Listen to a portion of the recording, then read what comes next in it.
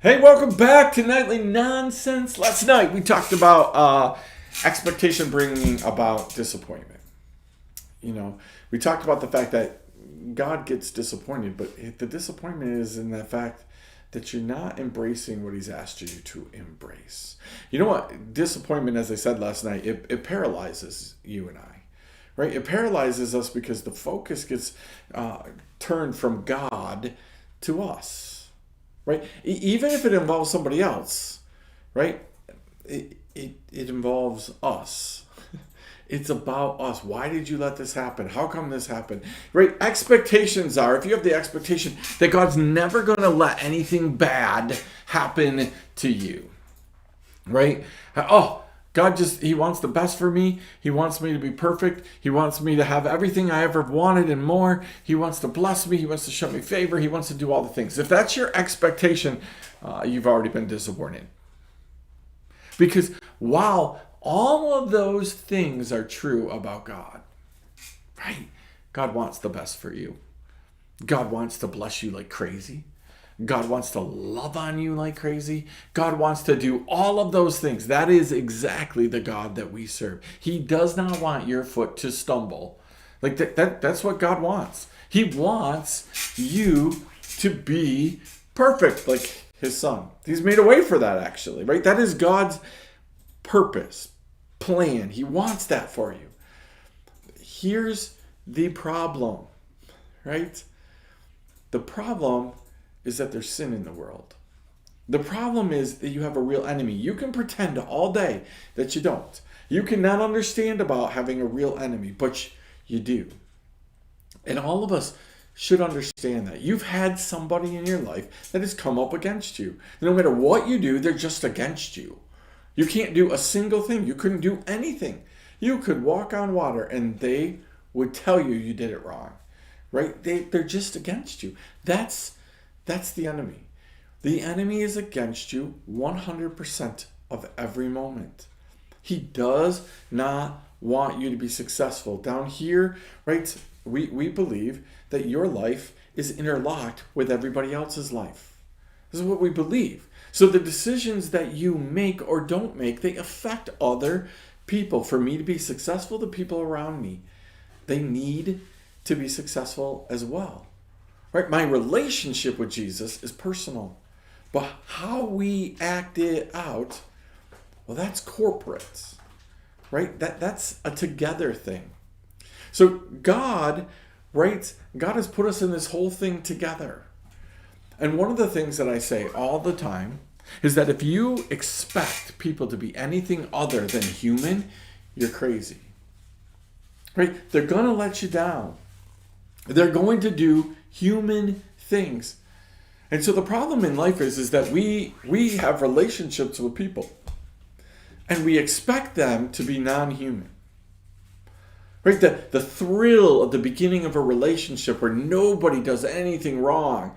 Right? You do a friendship and we just talk about everything and everybody gets along and not a problem. But then somebody does something we don't like and all of a sudden they're human and then we just throw them away. Right? These are the things that happen. Disappointment is a tool that the enemy uses for you and I to throw away the things of God. Do you grasp that? Right? I need you to grasp that. Disappointment is a tool that the enemy uses to get you and I to throw away the things that God has for us, the moments that God has for us, the blessing. Do you know how many times in my life or your life, blessing has been thwarted by disappointment? You have just been on the verge of getting what God has for you, and you only need one more step. One more step. When I was playing football, this did not happen to me.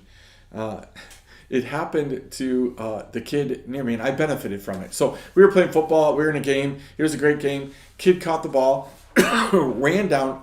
He thought he was in the end zone. He was not in the end zone. He was probably like at the 1 yard line. But for some reason, he thought he was in the end zone, and he stopped. He just stopped and was on the verge of starting to celebrate the touchdown that he didn't have. And guess what happened? A kid from the opposing team came, hit him, the ball went up into the air. I just happened to be standing near him. I caught the ball and scored a touchdown. It was the craziest, goofiest, dorkiest thing that I have probably ever done in life. Just standing there. But because somebody else thought, right? Somebody else thought they were getting something, right? That they had arrived, that they had made it, right? The ball went into the air and I benefited from the whole thing, right? God wants us to think sometimes that we're at the end. And he wants to bless us, right? But he wants us to know that there's more. The enemy always wants to get you to stop right before the end and not think that there's more. And God says, good job, well done. You made it to the 5, let's celebrate. All right, you made it to the 4, let's celebrate. The 3, the 2, the 1. He's going to keep going. And guess what? When you make the touchdown, guess what God's going to say? Okay, let's do it again. Let's go back the other way. Right? Let's do this thing again. We got more for you. We got more for you. The enemy always wants you to stop before. He wants you to stop. Either fake celebrate or be so disappointed you think God is never going to answer your prayer. Maybe that's where you are tonight. Maybe you're looking around and you are just completely convinced that God has given up on you. Maybe you've had disease or cancer or something like that, and you're just been assured, people have been praying for you, they've been telling you God's going to heal you, it's all going to work, and you're just tired. You're just tired out. And you're almost there. You're almost to what God has for you. You're like the people of Israel, right? They got to the promised land, looked at the reality of the promised land, and went, we can't do this. They didn't look at the blessing. They didn't look at all the great things. They acknowledged that those were okay, but they got stuck on the giants. I can't go one more step. Right? There are times where disappointment happens, like when we were kids and we were trudging through the snow and you looked at your dad and your mom and, I can't go one more step. And you fall down on the ground in your moon boots, right? And you're laying out on the snow and you can't go one more foot. And it's funny because there's 2 options in that moment as a parent. You can either bend to the need of the kid and pick him up and carry him and get him to where you need to go. Or you can do what my family tended to do, my aunts, uncles, grandparents, and my parents. Okay, well, we'll just go on without you. When you decide to come, let me know. And they would walk. And guess what that did? It encouraged you to keep going. Right? You just didn't think you could go one more step, but when you're going to be left behind, you go, right? And God is looking at your life. He doesn't see you as a disappointment. He understands your disappointments, right? But he understands that your disappointments are because you have expectations that are out of whack. You're expecting in a moment that God's going to pick you up and carry you because you're throwing a fit. No, God just might go on. Are there times where God is going to pick you up and carry you? Absolutely. Absolutely. But it's not because you have an expectation he's going to do that. It's because you humble yourself and ask him to do it. Right? I learned that as a young teenager. There's the telling my mom what she was going to do, and then there's the asking my mom if she could do something for you. Telling was always a no, followed by frequently a grounding.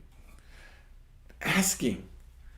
My mom frequently would say, when I get done with this, yeah, we can do that. I can do that for you.